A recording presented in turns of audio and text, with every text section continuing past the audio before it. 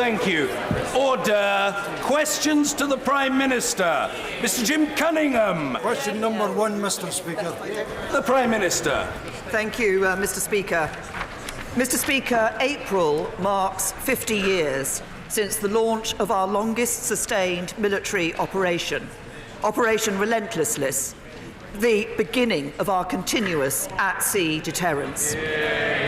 I'm sure all members from all sides of the House will want to join me in paying tribute to all the generations of Royal Navy submariners, their families who sacrificed so much, and all those involved in protecting our nation.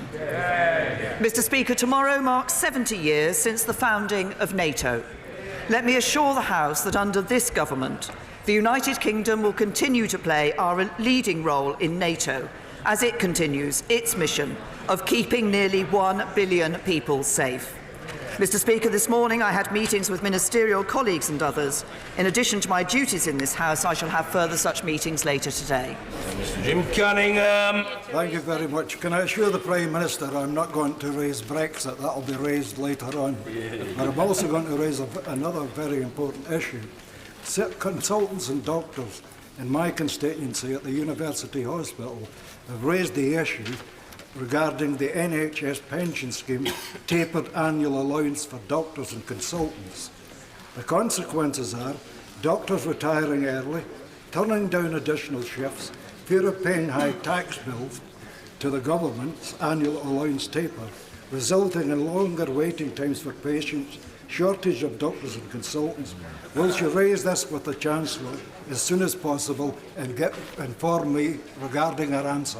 Yes. Prime Minister. I'm aware of the issue that he has raised, and in fact the Chancellor of the Treasury are already in discussion with the Department of Health and Social Care on this very issue. He will have noticed the Chancellor is on the bench and has heard the point that he has raised, and I'll make sure that what comes out of those discussions is that we can confirm that to the honourable gentleman. Sir David Amis. Party loyalties being severely tested.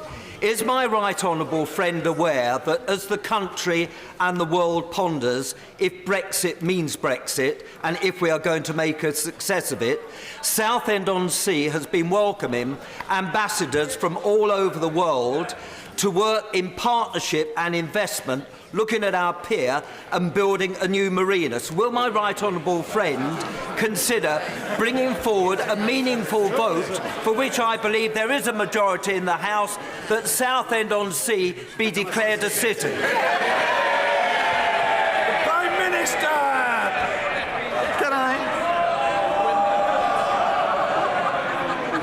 I should just say congratulations to my honourable friend for so cleverly working in the claim of Southend to become a city. But can I also say to him how important it is, as he says, that we see that investment coming into our country, the benefits and the opportunities when we have got over this stage, when we've delivered Brexit, for building that better Britain, for building that better future, including in Southend-on-Sea, will be there. It's for all of us to ensure that we can get over this stage, get a deal through, get to Brexit, deliver on Brexit, build that better future, of which I'm sure Southend will be a leading part.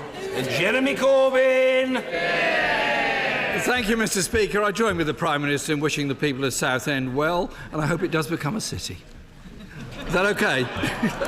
Mr. Speaker, I welcome the Prime Minister's offer for talks following the meetings that I've held with members across this House and look forward to meeting her later today, and I welcome her willingness to compromise to resolve the Brexit deadlock. Mr. Speaker, when the Prime Minister began her premiership, she promised to resolve the burning injustices facing this country. So can she explain why, by the government's own official figures, poverty has risen for all ages under her administration? Minister. No one in government wants to see poverty rising, and we take this very seriously indeed. But as I've said previously to the right honourable gentleman, the only sustainable way to tackle poverty is with a strong economy and a welfare system that helps people into work. And that's why it's important that we have the lowest unemployment since the 1970s, that we have the number of homes where no one works is at a record low. But we also need to make sure that work pays. And if I just give the right honourable gentleman some figures, in 2010, under the Labour government, someone working full-time on the national minimum wage would have taken home £9,200 after tax and national insurance.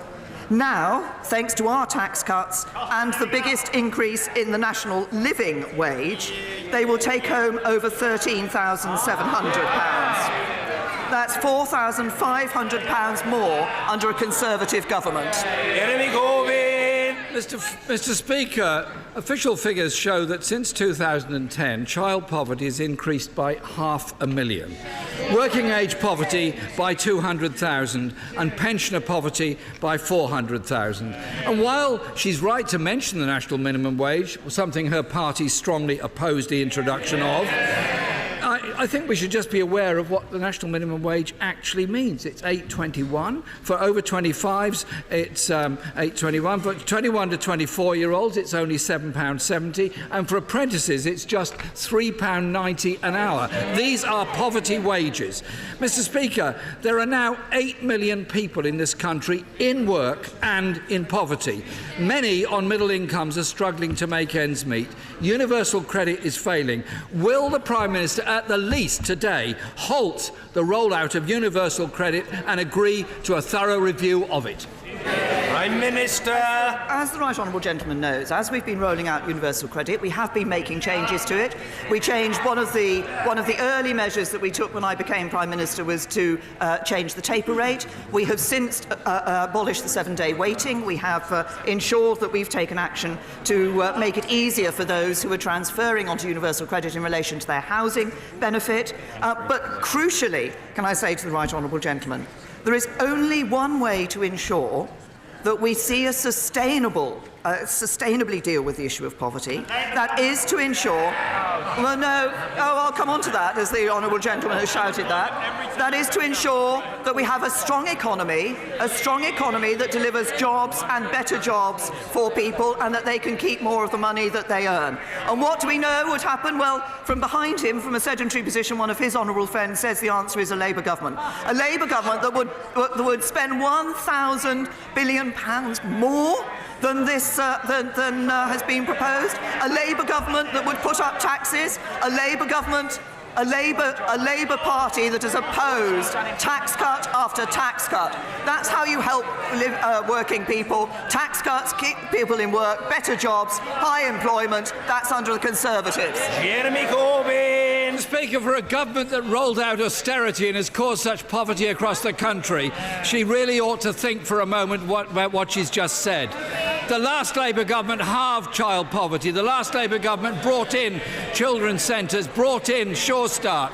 The last Labour government reduced poverty across the whole country. She seems to be ignoring the true impact of universal credit. The Trussell Trust says that in areas where universal credit has been rolled out, food bank use has increased by over 50%. This week we also learned that another 400,000 pensioners are in poverty compared to 2010. So why is the Prime Minister pressing ahead with cuts to pension credit for couples where one is of pension age and the other is not? Prime Minister. I say to the right honourable gentleman, it is under a Conservative government that we've seen the triple lock on pensions that has provided increases, good increases for pensioners year after year. It is under this Conservative government that we have seen the introduction of the new pension arrangements for individuals who are pensioners.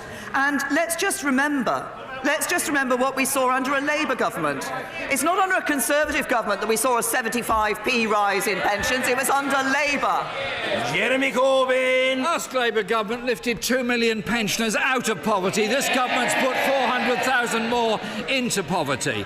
And Age UK, who I think know a thing or two about this, says that this proposal by the government is a substantial stealth cut. This year, 15,000 pensioner households could be up to 7,000 per year worse off as a result of this stealth cut.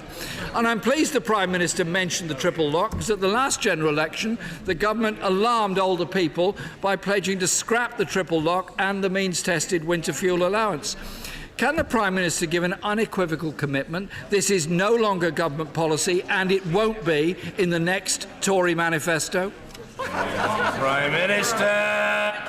Can I say to the right honourable gentleman, we have given our commitments to pensioners. We are clear. We are keeping those commitments to pensioners. What we've seen under Conservatives in government is the basic state pension rise by over £1,450 a year.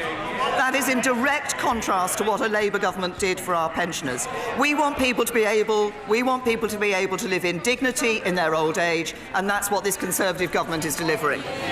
Jeremy Corbyn. Mr. Speaker, I'm sure the whole generation of waspy women will be pretty alarmed at the lack of action by this government and the lack of justice for them.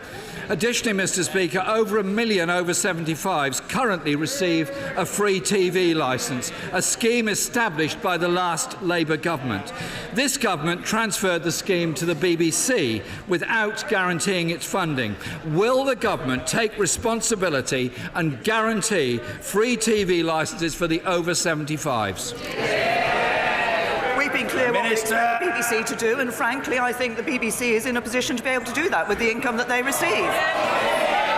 Jeremy Corbyn. Speaker, the last Labour government guaranteed free TV licences for the over 75s. This government appears to be outsourcing that policy to the BBC. I think it should be an item of public policy, not sent to somebody else to administer on behalf of the government. Mr. Speaker, the last Labour government lifted 2 million pensioners out of poverty. 2 million children were lifted out of absolute poverty, and homelessness was cut in half. Contrast that with this government, which has put 500,000 more children into poverty, 400,000 more pensioners into poverty, and doubled homelessness. This, by this government, is a political choice. There is nothing inevitable about rising poverty, homelessness, and soaring food bank use in the 5th richest country on earth. So yes, let's work to try and resolve the Brexit deadlock. But, Mr. Speaker, unless this government tackles insecure work, low pay, rising pensioner poverty, her government will be marked down for what it is, a failure in the eyes of the people of this country. Prime Minister. First of all, say to the right honourable gentleman, he quoted the last Labour government. I didn't realise he was such a fan of the last Labour government. He seemed to spend his entire time voting against it when he's had a Labour government. But let's just talk about what is happening under this government. Record rate of employment, wages growing at their fastest for a decade, debt falling, a long-term plan for the NHS, the biggest cash boost in the NHS's history, skills-based immigration system, more money for police, for local councils, for schools, the biggest upgrade in workers' rights for over 20 years, freeing councils to build more homes, world-class public services, better... Order! Mr. Russell Moyle, you are behaving in a truly delinquent fashion. Calm yourself, young man. I had to have words with you yesterday. You're a bit over-eager. It's not the sort of thing I would ever have done as a backbencher. The Prime Minister. World-class public services, better jobs, more homes, a stronger economy, Conservatives delivering on the things that matter. Dame Cheryl Gillan. Mr. Speaker, as this week is World Autism Awareness Week, can I ask my right honourable friend to encourage all government departments to follow the examples being set by the MOJ, DWP and Department of Health, who are taking initiatives to improve their engagement with people who have autism and their families? Can I also ask her to endorse the Autism Awareness Training Course for Members of Parliament being offered through the All-Party Parliamentary Group and the National Autistic Society, which will be held in this House on the 1st of May. As we celebrate the 10th anniversary of the Autism Act, it would be good to see every MP go through this training course to better help their constituents. Prime Minister. Well, first of all, can I pay tribute to my right honourable friend for the work that she did to bring in the Autism Act. It was very important. It was groundbreaking. It was the first piece of parliamentary legislation to be linked to the condition of autism. And I'd also like to thank my right honourable friend and the members of the APPG for their work on this important issue, including highlighting Awareness Week, but also for ensuring that autism training is available for members of Parliament. And I hope, as she says, that members across this House do take that up. We are reviewing our autism strategy to ensure it remains fit for purpose, because we want to know what's working and where we need to push harder to transform our approach. So we will be continuing to look at this issue. My right honourable friend rightly highlighted it in the work that she did on the Autism Act, and I welcome and congratulate her on the work that she continues to do on this issue. Ms. Rhian Blackford. Thank you, Mr. Speaker. It is well known that the SNP supports a people's vote and have supported revocation. But all the way through this process, right back to 2016, the SNP and the Scottish Government have sought compromise. We have published document after document Scotland's place in Europe.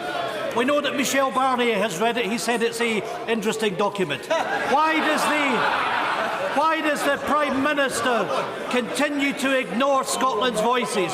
Why she has restricted herself to inviting the Leader of the Opposition? Why has she not invited the Scottish Government and the Welsh Government into formal talks? Why is it that Scotland's voices are being ignored by this Prime Minister and this Government? Prime Minister! Honourable gentleman, I'm actually meeting the First Minister of Scotland later today, and we'll be talking with her about the event of Scotland. And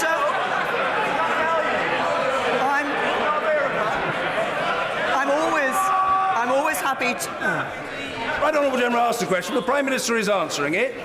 Let us hear fully and courteously the answer. The Prime Minister. Thank you, Mr. Speaker. As I say, I'm meeting the First Minister of Scotland today. I'm meeting the First Minister of Wales later today. But the right honourable gentleman says, why had I offered to meet with the Leader of the Opposition? I'm happy to meet with members across this House to discuss the Brexit issue. But I think I'm right in saying that the Leader of the Opposition and I both want to ensure that we leave the European Union with a deal, whereas, of course, the right honourable gentleman, as he's just said, has a policy of revoking Article 50. That means not leaving the European Union at all. Ms. Rhian Blackford. Mr. Speaker, what I did ask about was formal talks. I'm well aware that my friend and colleague is meeting with the Prime Minister this afternoon. But I will say this to the Prime Minister. Order. No, members are becoming very overexcited. Very overexcited. The right honourable gentleman has a right to be heard, and he will be heard. Mr. Ian Blackford. Thank you, Mr. Speaker, and let me make it clear that the voices of Scotland will not be shouted down by Conservatives in this House. The important factor here, Prime Minister, is you're having formal talks with the Leader of the Opposition. Scotland will not accept a Tory or a Labour Brexit. Scotland voted to remain in the European Union, and we simply will not be dragged out against our will. Will the Prime Minister now engage in formal talks with the Scottish Government, with the Scottish National Party and other opposition parties to make sure our voices are heard, and that desire to stay in the European Union, the best deal for all of us, is listened to and is respected? I've just said to the gentleman, as he knows, because he and I have met before and talked about these issues, as I have done with other party leaders across this House. I'm always happy to meet party leaders across this House, but I want to find a way forward. I want to find a way forward that delivers on the referendum, that delivers Brexit, and does it as soon as possible, that does it in a way which means we don't have to fight the European parliamentary elections, and does it in an orderly way for this country. And he talks about voices from Scotland. I can assure him there are indeed strong voices for Scotland in this House. They sit on the Conservative benches. Nigel Adams! Mr. Nigel Adams!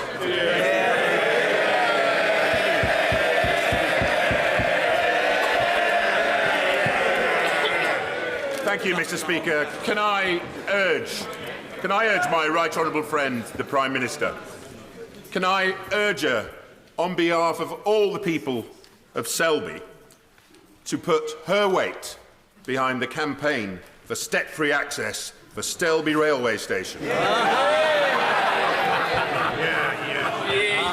I'm sorry to disappoint colleagues of my line of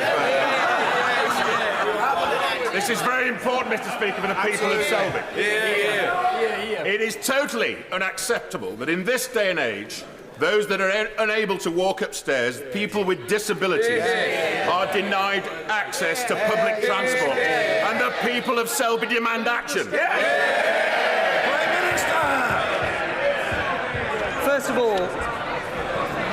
First of all, can I thank my honourable friend? Can I thank my honourable friend for his service as a government minister since 2017? He's worked extremely hard, serving as both a Wales Office Minister and a government whip simultaneously, and I'm sorry that he has resigned. But can I also thank him for raising the important issue of access at public transport, and particularly at stations for people with disabilities. He asked me to add my weight. I have to say to my honourable friend, his considerable weight has been behind this campaign for a long time. And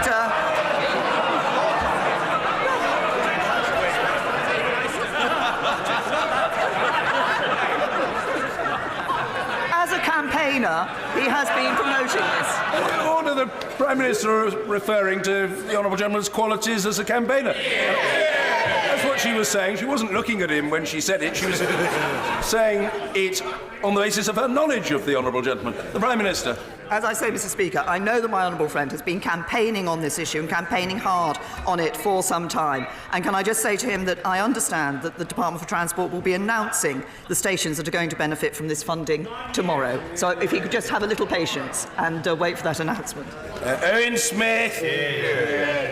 Mr. Speaker, when the Prime Minister sits down later this afternoon with my right honourable friends, the Leader of the Opposition and the Shadow Brexit Secretary, she will hear no doubt that Labour's policy on Brexit is to secure membership of a customs union, the single market, and crucially, to get a people's vote on any deal. If she accepts that compromise, she can pass her deal and leave office. Will she do so? Prime Minister! Can I say to the honourable gentleman that the purpose of meeting with the Leader of the Opposition today is indeed to look at those areas that we agree on. I think there are actually a number of areas that we agree on in relation to Brexit. I think we both want to deliver leaving the EU with a deal. I think we both want to protect jobs. I think we both want to ensure that we end free movement. I think we both recognise the importance of the withdrawal agreement. What we want to do now is to find a way forward that can command the support of this House and deliver on Brexit, deliver on the result of the referendum, and ensure that people can continue to have trust in their politicians at doing what they ask us to do. Suella Braverman! Mr. Speaker, Robert Small and David West were two young men from the Fareham area with their whole lives ahead of them. While suffering with mental health problems and under the care of Southern Health, they tragically took their own lives. Few can imagine the grief endured by their families, but they have since been campaigning for change at Southern Health, which has struggled with systemic issues and problems for some years. Will my right honourable friend reassure me that the government will work with Hampshire MPs and myself so that we can secure vital changes at Southern Health so that tragedies like this may be avoided? Well, can I thank Prime the Minister for raising this very important issue, and may I say that I would like to extend my deepest sympathies to the families and friends of the Honourable Lady's constituents who she's referred to in her question. This is an important issue. These incidents are very concerning. It is right, I understand the local trust and the county council have pledged to work more closely to resolve issues, but we do want to ensure that we are transforming mental health services around the country, and we remain absolutely committed to that. And of course we are providing record investment for these services. We have an ambitious plan in relation to increasing the workforce and ensuring that we're dealing with these issues. But I can reassure my honourable friend that action will be taken to ensure that we can prevent incidents of this sort from happening in the future. These were terrible incidents, and our sympathies are with the family and friends of the victims. Afzal Khan. Thank you, Mr. Speaker. This afternoon, there is a reception in Parliament to honour the 51 Muslims killed in Christchurch. In the wake of this horrific terror attack, mosques were targeted in Birmingham and Newcastle. There is a global rise in Islamophobia, including in the ranks of the Tory party. In an article for the Times this week, their chairman could not even utter the word Islamophobia. How can they deal with a problem they can't even name? I asked the Prime Minister for the third time, when will the Conservative Party conduct an inquiry and adopt the APPG definition of Islamophobia? Prime Minister! honourable gentleman, as I believe I have said to him before, when allegations, any allegations are made, allegations of Islamophobia, allegations of complaints are made about Conservatives, elected Conservatives, people in the Conservative Party that are made to the Conservative Party, we look at those very seriously, and action is taken in relation to the individuals. He referred to the attacks that have taken place against mosques. I absolutely condemn attacks that take place against mosques and against any place of worship. I'm pleased to say that my right honourable friend, the Home Secretary, has increased the funding that is available to support places of worship, to protect them from attacks that take place. This has no place in our society, and we should all be working to ensure that people can go to their place of worship and can feel that they are safe and secure in this country. Mr. David Jones. Thank you, Mr. Speaker. Does it remain the position of the Prime Minister that the Leader of the Opposition is not fit to govern? Prime Minister! Yes, I hope my right honourable friend will have heard from the remarks I made about what I think a Labour government would do in relation to the economy, that I do not think that the Labour Party should be in government. It is the Conservatives that are delivering for people, and the right honourable gentleman, the Leader of the Opposition, and I have different opinions on a number of issues. And if I may just highlight one issue. When we suffered a chemical weapons attack on the streets of Salisbury in this country, it was me as Prime Minister, this government, that stood up against the perpetrators of that attack.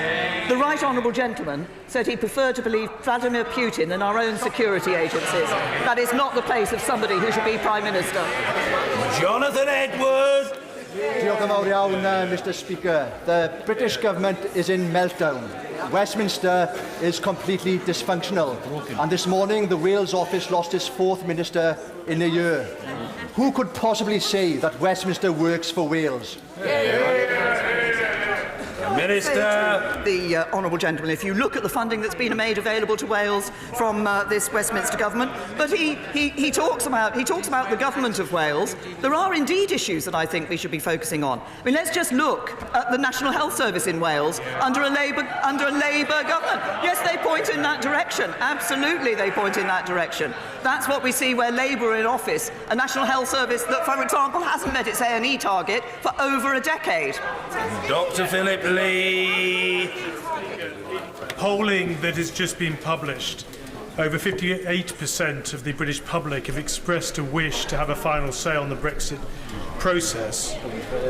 Does the Prime Minister acknowledge that with the ongoing impasse here at Westminster around Brexit, and despite her best endeavours to pass her deal, and indeed the ongoing endeavours of this House to find a compromise, that the British public are right to increasingly think that they should have a final say before proceeding with Brexit? The Minister. Can I say to my honourable friend, and I know how passionately he's campaigned on this issue for some time now, he refers to the deal that the government's put forward having been rejected. Of course, the Leader of the Opposition's deal has been rejected by this House. A second referendum has been rejected by this House. What I believe we should be doing is delivering on the result of the first referendum that took place, and that's why I will be sitting down with the Leader of the Opposition later today. Mr. Speaker, my constituent Georgia Stokes has 2 children with autism who have been unable to get the support they need and are therefore not at school because of incorrect diagnosis. Every child with autism is unique, and this is why awareness raising and education about autism is vital. 34% of children on the autism spectrum say that the worst thing about being at school is being picked on. This World Autism Awareness Week, will the Prime Minister commit to speeding up the time between referral for autism and diagnosis, and will she promise to fund mandatory training for healthcare professionals so that parents like Georgia aren't left to fend for themselves? Well, the Honourable Lady has again raised this important issue for autism, and I'm sure that as constituency MPs we all see cases where parents have found it very difficult to get the support for their children in relation to for their children who are on the autistic spectrum, and it is important that we ensure there is that that awareness of this and the ability to deal with this issue. So she's raised an important issue. As I said in response to my right honourable friend, the member for Chesham and Amersham, we are looking again at our autism strategy because we want to ensure that we have got in place all we need to ensure that the support is there for those with autism. Lee Rowley. Thank you, Mr. Speaker. Last week in this chamber, the Prime Minister said the biggest threat to our standing in the world, to our defence and to our economy is the Leader of the Opposition. In her judgment, what now qualifies him for involvement in Brexit? Prime Minister!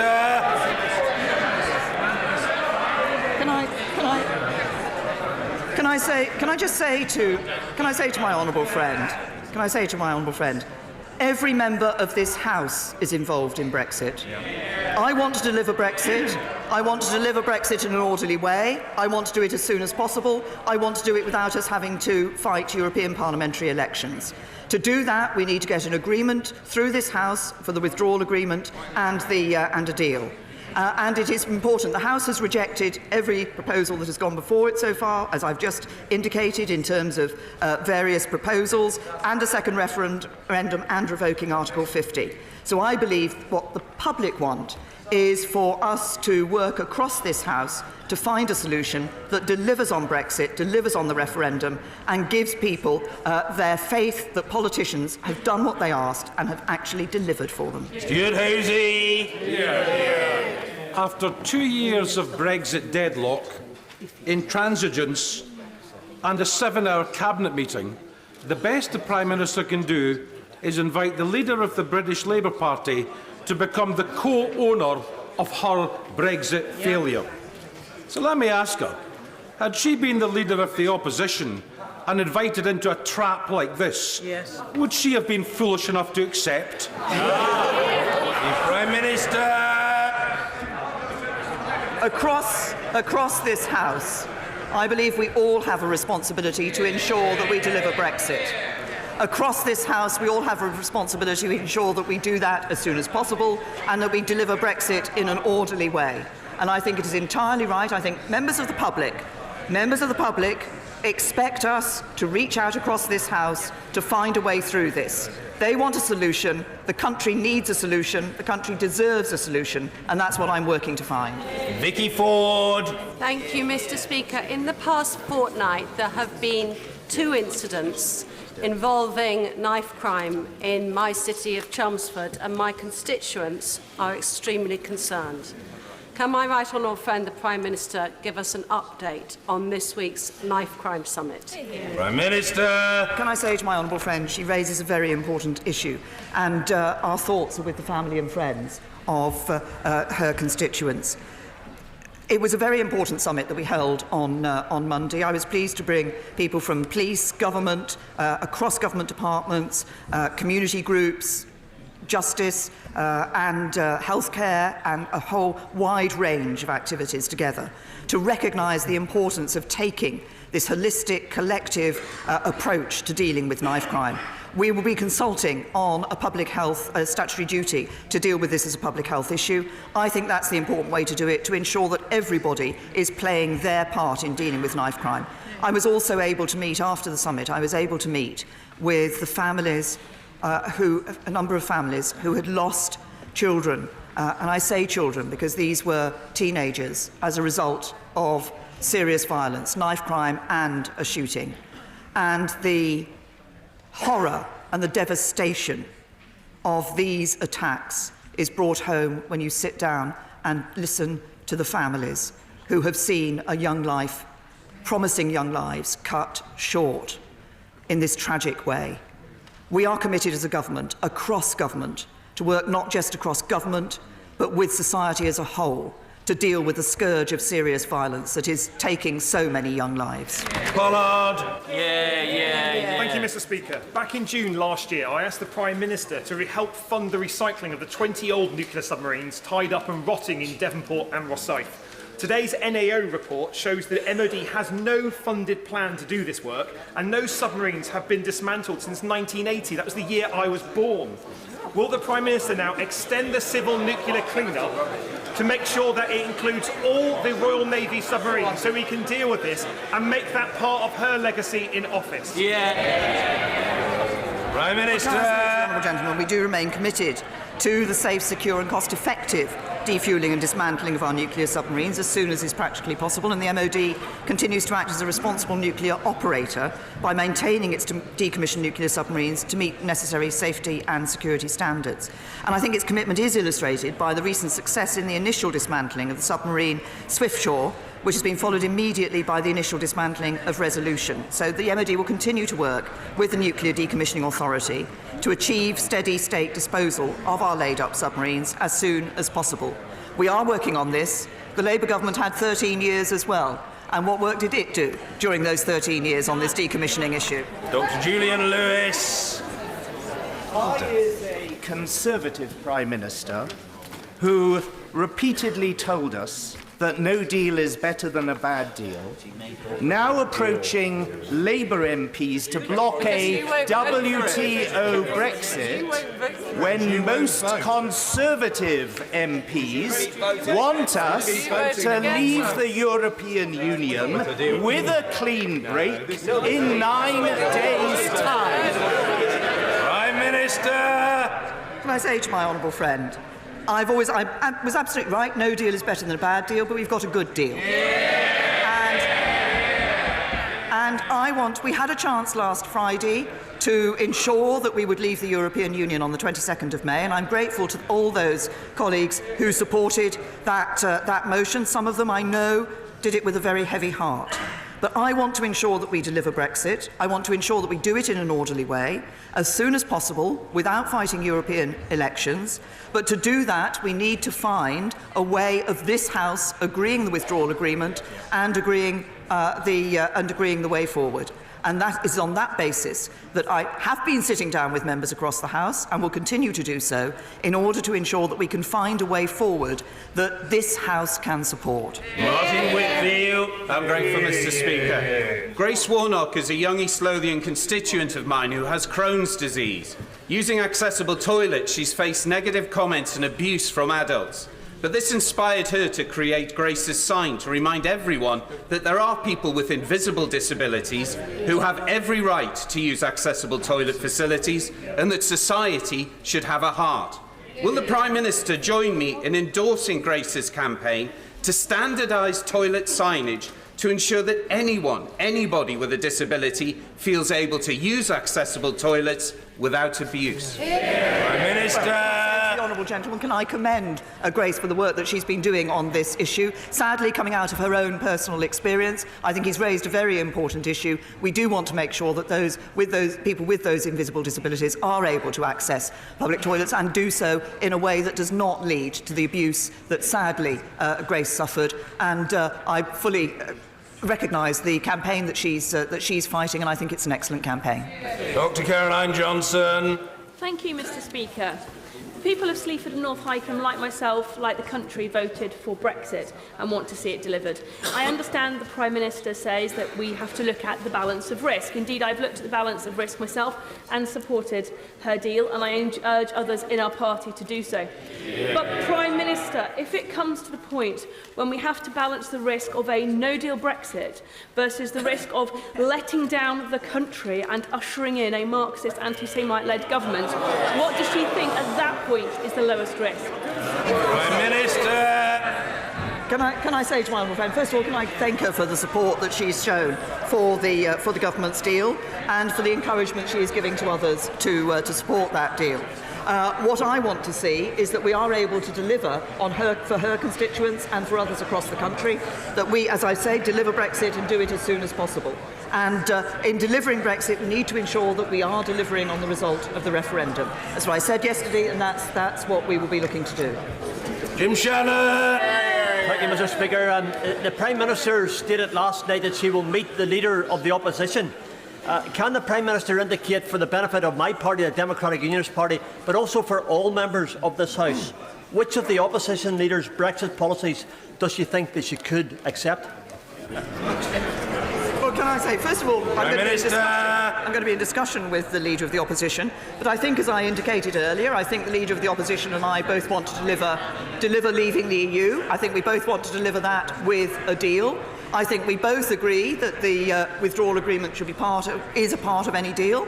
I think we both agree that we want to protect jobs, that we want to ensure that we have high standards of workers' rights in doing that. I think there are a number of areas on which we agree. The question is, can we come to an agreement that we can both support, that would command the support of this House? And that's what the talks will be about. Sir Henry Bellingham. Mr. Speaker, 70 years after the founding of NATO, will she find time today to look at the situation regarding Northern Ireland veterans, some of whom are being arrested and charged with murder nearly 50 years after the alleged events, and where there is no new evidence?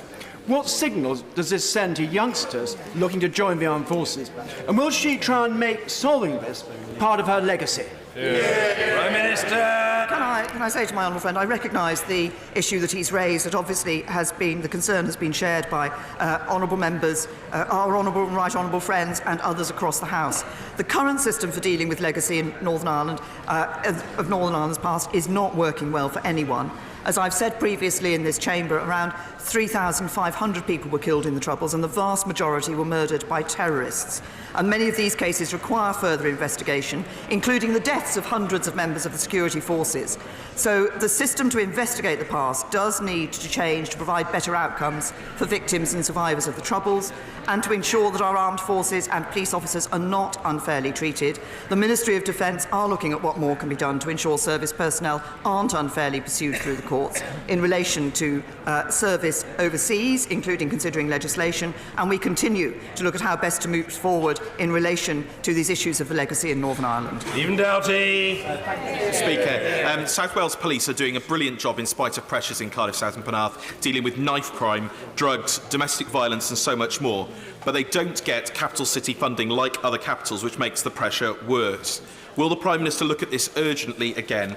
And would she agree with me that we'd be better off spending billions on our police instead of Brexit? Minister. I say to the honourable gentleman, I understand that South Wales Police have been given extra funding in relation to dealing with knife crime. I think this is important that we deal with this issue. He's raised. I think it's also important that we actually raise Brexit, that we do deliver on the result of the referendum, and that we do what is necessary to ensure that we're prepared for leaving the European Union, which is exactly what the government is doing. But we are putting a focus on the issue of serious violence, and as witnessed by the Knife Crime Summit that we held earlier this week. Sir Christopher Cho. Mr. Speaker, in agreeing with the 14 members of the Cabinet who are happy for the United Kingdom to leave the European Union next week, can I ask my right honourable friend if she will set out her vision for the benefits that will come to the United Kingdom of no deal? Prime Minister. I say to my right honourable friend, first of all, that he should not believe everything that he reads in the newspapers. The Cabinet came to a collective decision yesterday.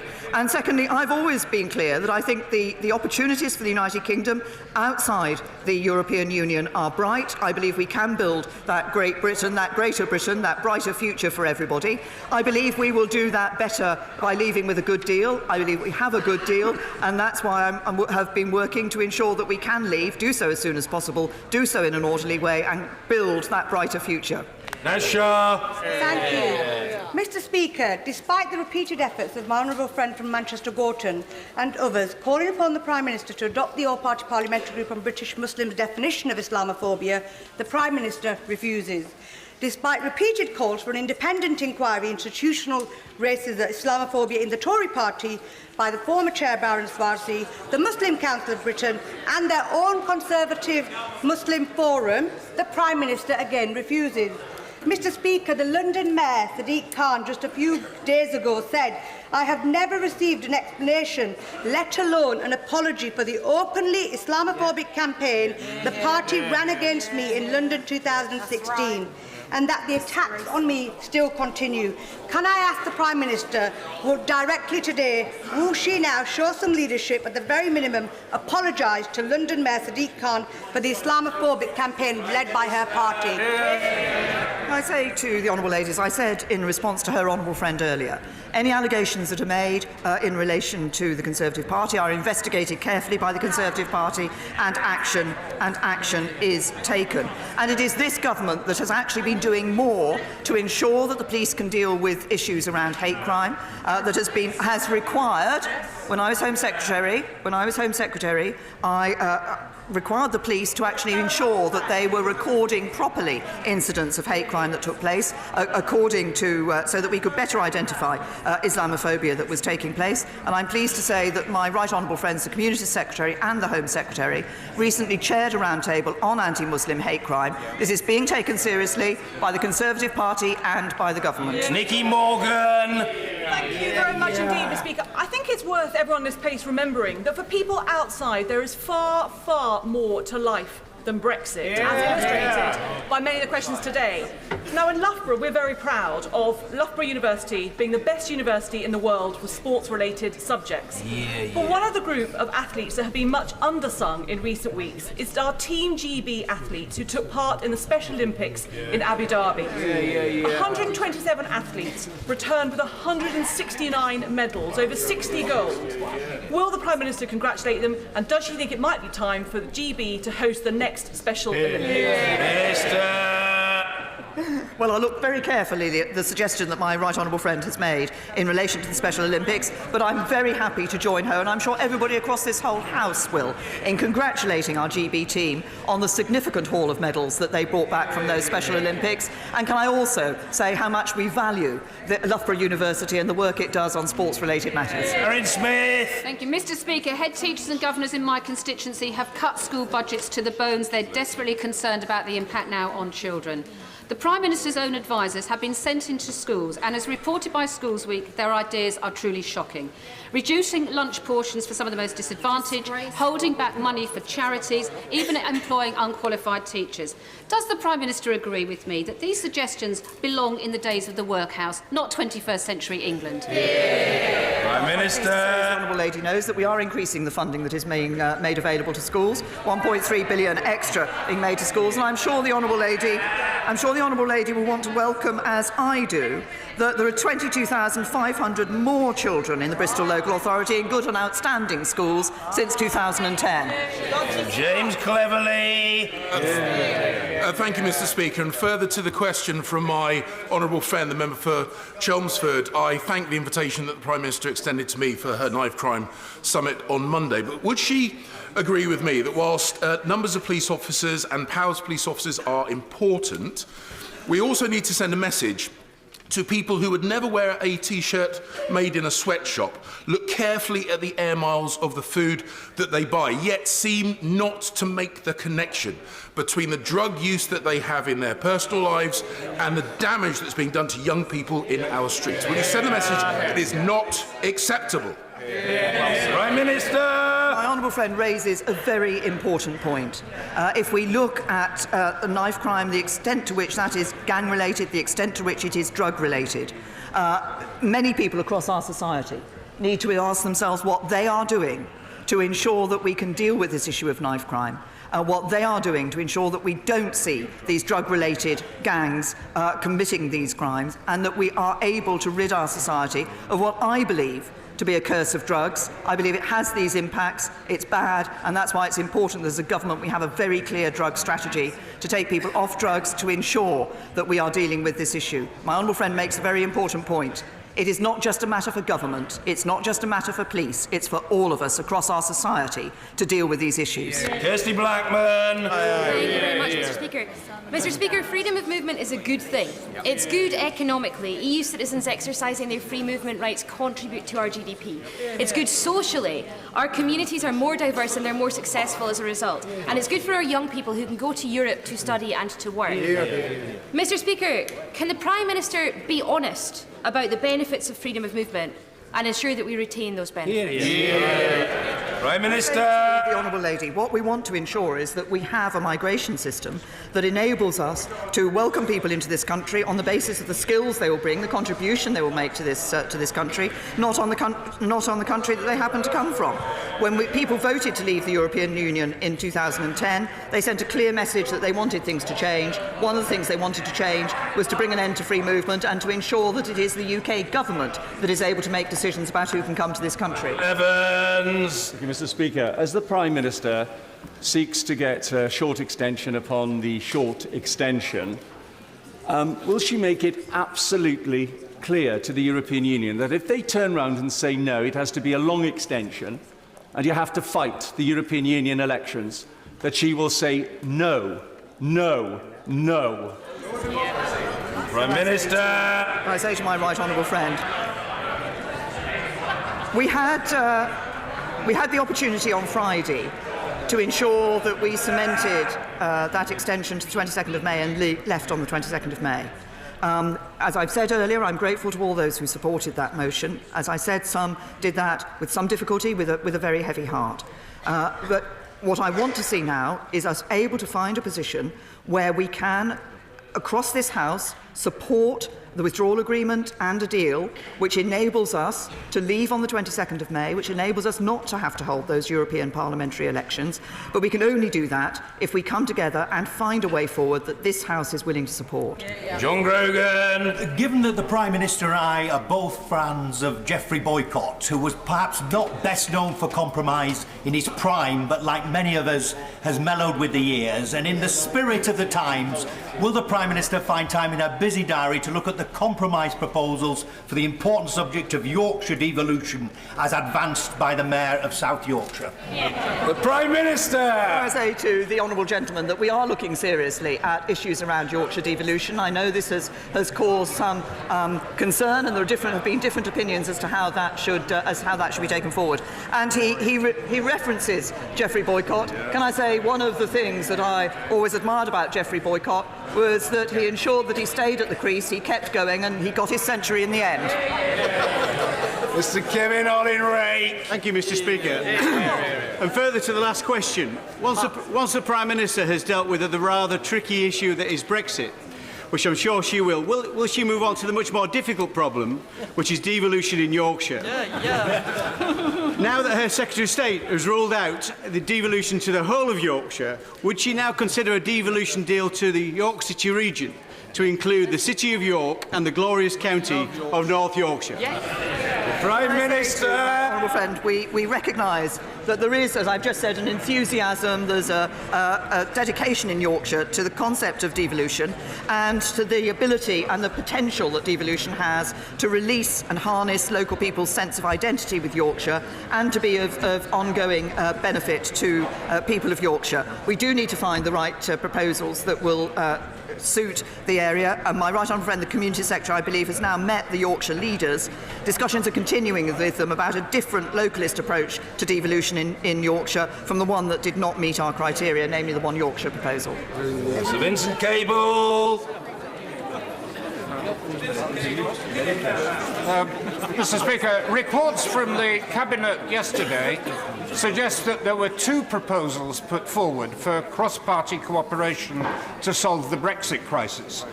One of them was to work with the Leader of the Opposition to deliver a Labour Brexit, and the other was to work with the 280 MPs across the House who will support her deal subject to a confirmatory referendum.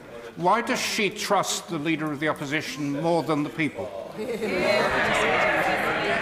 What I want to do is ensure that we find a resolution of this that the House can support, such that we can deliver Brexit and deliver it in a timely fashion. I believe it's important to do that as soon as possible, and to do it, I want to do it without us having to fight those European elections. I believe it is absolutely right. The public would expect us to be willing to work across this chamber to find a resolution to this issue. McLean.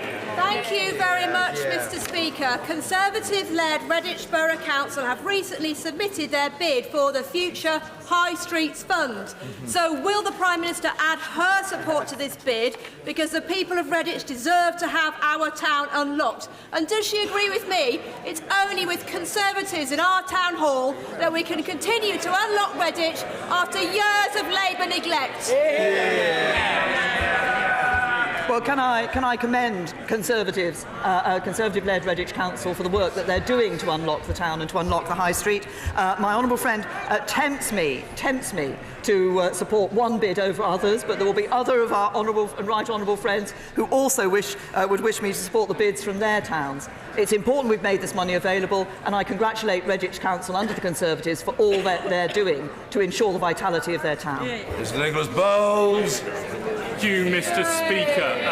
I find myself in the slightly curious position, sandwiched between the Liberal Democrats and the Welsh Nationalists. And if I may, I would like to reassure my constituents and honourable members that I remain a progressive Conservative, while sadly an independent in this House. Mr. Speaker, the Prime Minister's late conversion to compromise is welcome, but I'm sure that she will understand the scepticism of those of us who have been working on a cross-party compromise for many, many months. Can she reassure me that she will be entering these discussions with the Leader of the Opposition and other parties without the red lines that have bedevilled the Brexit negotiations so far? Can I say to the honourable gentleman, and I welcome the fact that he has indicated that he remains a progressive Conservative in his thinking on various issues. I approach these in a constructive spirit because I want to find a resolution of this issue.